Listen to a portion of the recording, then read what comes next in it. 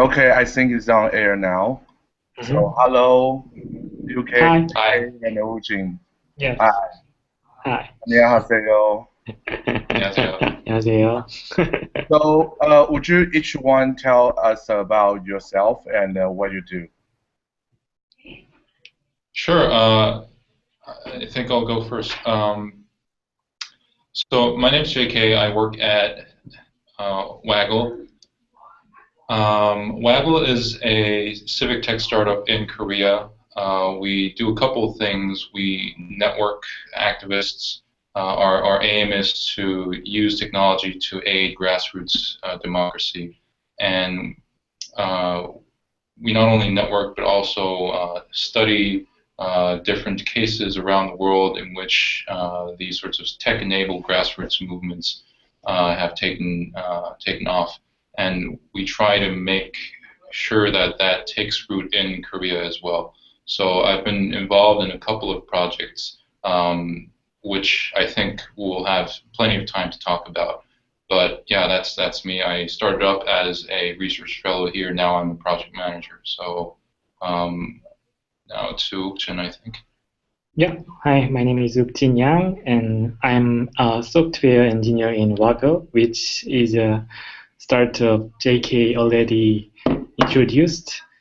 Actually, I'm not much interested in civic hacking field last year, but I joined the WAGL this year and made a couple of services with JK together this year, and we can talk these services together after.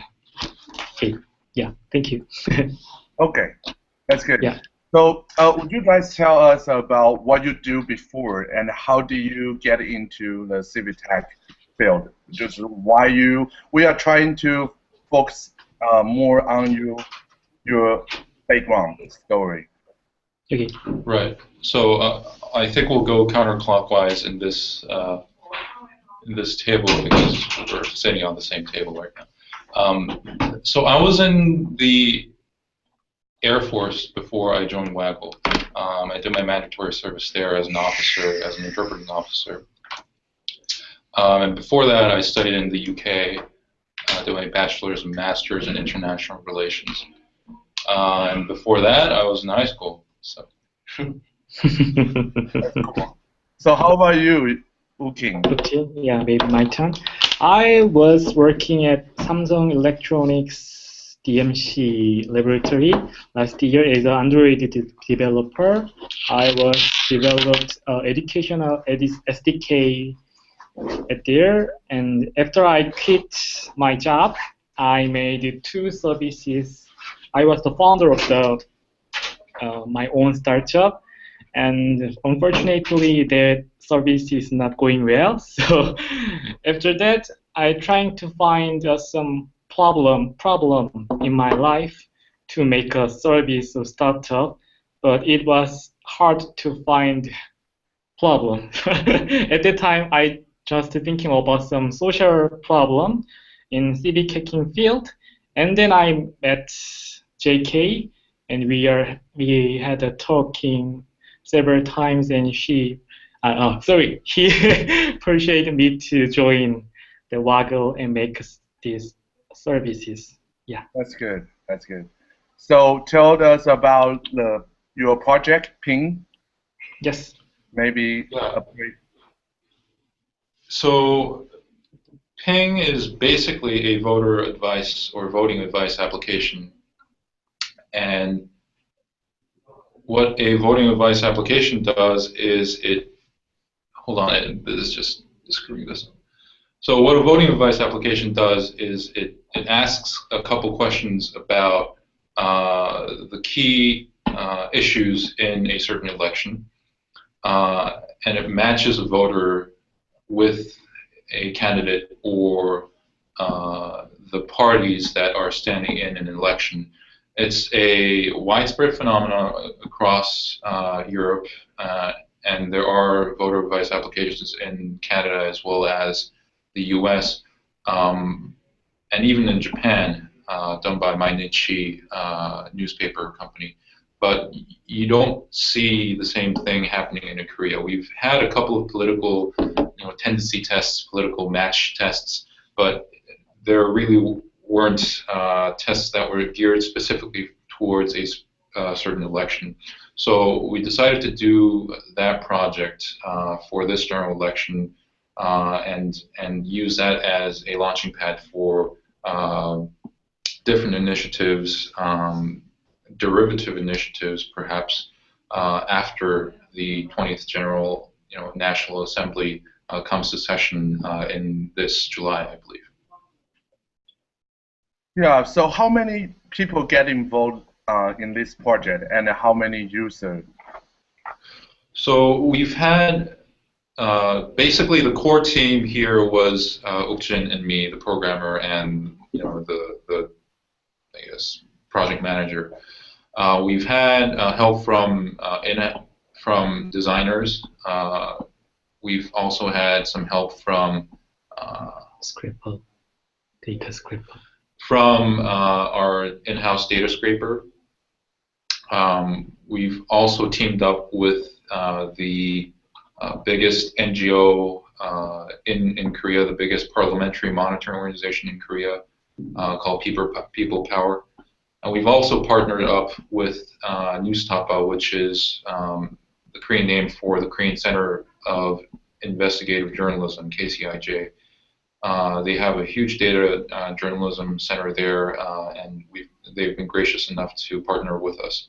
So that's our sort of larger team. Our user base, as for our user base, I think we've had about 200,000 unique visitors, just over 200,000 unique visitors. So that was, glass half empty, glass half full, I think, sort of statistic. But as a first start for us was pretty exciting because our target demographic was the younger generation, and obviously, seeing from the stats, we've seen that the younger generation tended to use VAAs or Pin Korea more often. So that was the plus side. Yes. So I saw the Pin. Everybody can go up and ask a candidate about their own questions, right? Right. So what's the most interesting question or most impact question? Maybe you can give us some samples. Right. So the initial planning was to get every single candidate on the application and to make it more of a two-way interaction process. But due to some planning issues, we decided to go for the parties alone. And what was interesting was that some of the questions that were asked towards the parties were shunned. Some of the parties would decide not to answer some of the questions, in which case we decided to sort of approximate the party's position by using, by sort of scaling a party's position on, for example, sexual minorities or cyber terrorism based on the statements made by the party's spokesperson or the laws that they passed. So that's one way that we try to sort of, circumvent or short circuit the reticence or the unwillingness of the parties to interact with the voters.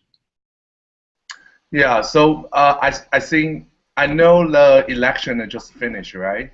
Yes. Yes, So it has. what do you think your project impact the election? Well, I think there are several ways in which this impacted the election. I think the first, I'll put it in two ways. Firstly, I think this was the first election that we saw a proper usage of online tools, whether they be apps or web apps, to look into candidate information, party information. There were certain ways to look up candidates on large portal sites beforehand, but this was the first election in which services like Ping were able to get in-depth information about party positions on certain issues. So that I think was a first. Secondly, I think we've leveled the playing field for the 21 parties that came up in this election, which was unprecedentedly large.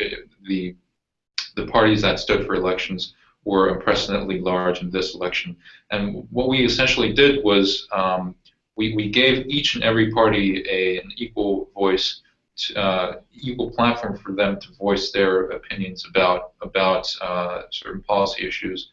And I think that allowed for smaller parties like the Greens or the Labour Party, or for example the People's Alliance Party, to have an equal platform as the ruling parties that have had this massive election machinery behind their backs, and completely unequal media coverage. So I think those perhaps would be the two ways in which we have impacted the election. How's Greens doing in Korea? Green Sorry? Party. I thought I hear you say a Green Party, a small party uses your platform, right? Yeah, the Greens are. Sorry, what was the question again? Did they win any seat? Oh yeah, this is where I sort of veer off the answer, but they've done better than any other election in the past. But no, unfortunately, they have not been able to win a seat. The Christian Liberal Party, which is a far-right party in Korea, almost won a seat, and they've done pretty well on our questionnaire and our voter advice application as well. So, it just goes to show that the platform is pretty neutral.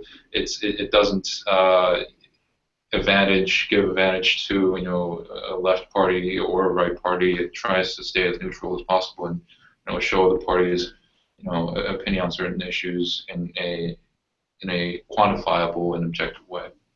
One thing just interesting is that before this election in Korea, the two majors are dominated the National Assembly, but no media suspect anyway. The third party will come this election, but in our service, we predict that most matching party was that third party in this election. So we wondered why this result is coming, but in this election, it becomes as a result. Yeah. So yeah.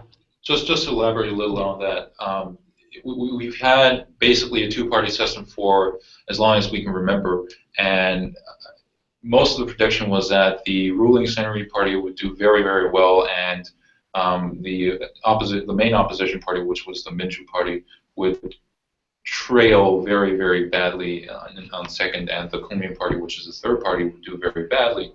It happens to be that in our application, the match results for which party matches you the best, that match results gave a disproportionately larger seat for the Korean Party, which was the third party.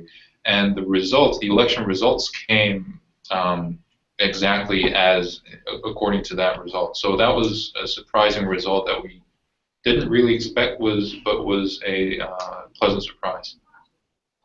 Okay, that sounds very impressive. And we are very excited to have you here to demonstrate your project. And the next question will be to your guys' opinions. Is the global civic tech community actually bringing or in the future what you see, especially in Asia? Right. So that's a couple of questions in one. I'll answer the first question first, which is whether the civic tech community is having an impact on real politics globally. Yes. I think that depends on where you look at. I think the most impact has been seen in Southern Europe with the rise of Podemos on the backs of Lapidemo. Sorry, I didn't get that. Podemos, yes. Podemos. Yes, Podemos. Yes, I think they are sort of the pioneers in using technology and meshing technology with politics together. Like Beppe Grillo's rise in Italy, for example, with the meetups, is I think another interesting example. In Northern Europe, you also see a number of direct democracy initiatives like Avoin Ministerio in Finland. So yes, I think the civic tech community is having some impact in the European region, and especially in North America with the organizations like the Sunlight Foundation. They're doing a tremendous job with parliamentary monitoring, and organizations like Open Corporates are doing a lot of work on monitoring how corporates are slushing funds into places where they probably shouldn't be. So I think it's having impact on a number of levels, but geographically speaking, I think it is quite uneven, and there is a digital divide that we have to think about. Firstly, so by default, people with less mobile coverage and less broadband coverage will obviously have less access to these sorts of technologies, and it's a foregone conclusion, obviously. But what's more interesting is that even with broadband connections, you don't necessarily get a scenario like that you see in Estonia. Even if you do have the technology and the high-tech broadband connections, countries like Korea, for example, don't adopt as much as you would expect them to. And countries like Taiwan, for example, would, with the g0v community, would adopt much more of the technology, like the stuff you did with Pol.is in the Uber taxi consultations, right? So I think in conclusion, I think it does have an impact as far as the people want it to happen, and as far as you have a government that is willing to use and experiment these sorts of new technologies. And obviously that is all based on how much the digital divide is actually closed. Does that answer the question? Yes, very much. So how's Uk-Jin? Yeah, it's quite hard question for me because JK, in case of JK, he researched this civic tech scene for a couple of years, but for me, I just started to think about these problems from this year. So actually, frankly speaking, I don't have much time to think deeply, but after this 경험이 뭐죠? Experience with making two services in this Korean civic hacking scene. I believe that these kind of services will be more increasing. Number of services will be more increasing in Korean. Yeah, and it will change the society, not rapidly, but slowly, but progressing. So, JK, what's your next step? What you like to do next? What's our next step? So, Pink Korea specifically, I think we'll gather all the data and make a couple of infographics and data visualizations and whatnot, obviously, showing how much the gap has been closed and how much the gap hasn't been closed between younger voters and the established parties. There was, I think, only one MP that was in her 20s in this election that got elected. So, there is another sort of gerontocratic age divide. So that's one story that we might want to do. But more broadly with Pink Korea, I think since the election is over, I think it would be a waste of all the coding efforts that we've done and the algorithmic sort of efforts that we've done for this project to just wait 4 more years for another election or 2 more years for the presidential election. I think what we want to do is come up with a platform that will be usable during peacetime, right? Not during this sort of war-like election period, while Parliament is in session. That would mean, helping people, ordinary people lobby better to get more information about how laws are passed, what laws are passed, what things they can change, what new things that they can sort of add to the existing system. So those sorts of direct participatory parliamentary initiatives, I think, is where we're headed after this. Good.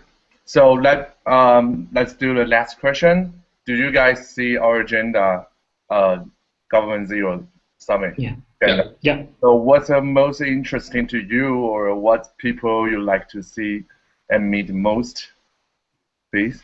I just saw yesterday that Clay Shirky is coming, so that sort of seals the conversation. But sorry. Wow. Hello.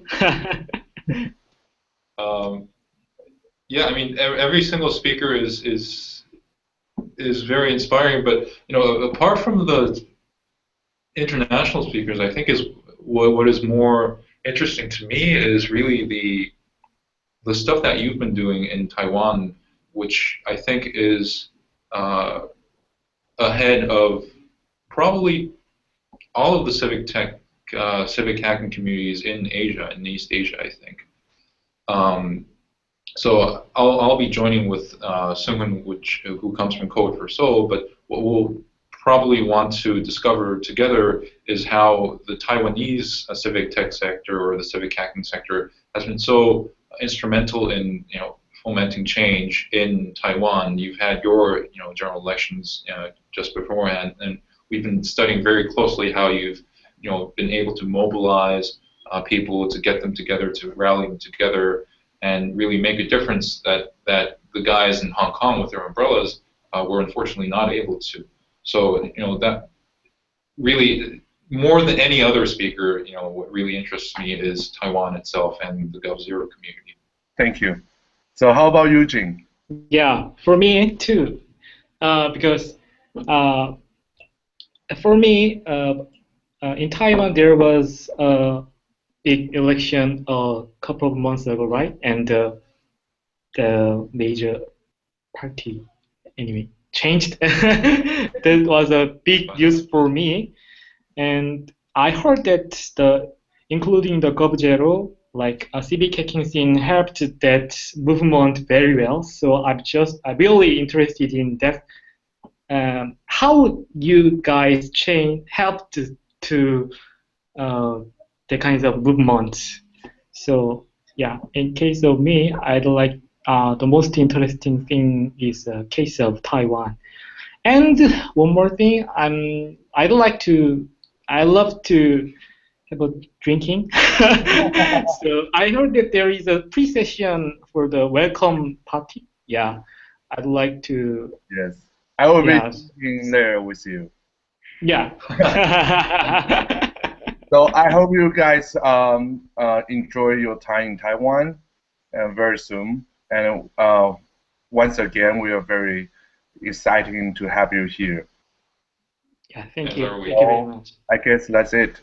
Let me get off the air.